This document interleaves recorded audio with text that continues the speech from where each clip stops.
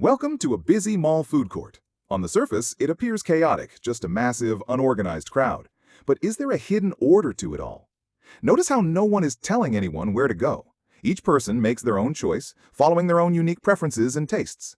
And yet, almost like magic, patterns begin to emerge. People naturally gravitate towards others with similar interests, forming distinct, unofficial groups. From a high angle, the hidden structure becomes clear. What looked like pure chaos from the ground is actually a collection of organic clusters. This is the most important part.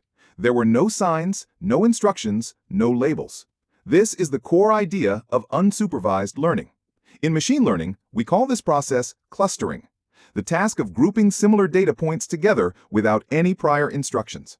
These clusters are dynamic and flexible. As a few people's preferences change, the boundaries of the groups automatically refine themselves over time.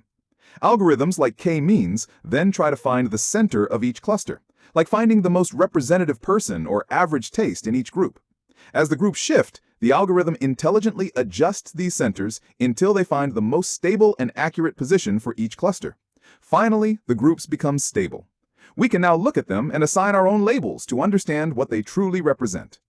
This very same technique is used on business data to find customer segments, grouping buyers with similar behaviors together automatically.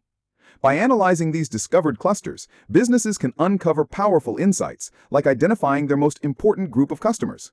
The entire goal of clustering is to take a chaotic, unlabeled dataset and impose structure, transforming it from pure noise into useful, actionable order. Unlike learning with a teacher, there's no answer key here. The machine learns simply by finding the inherent structure and patterns all on its own.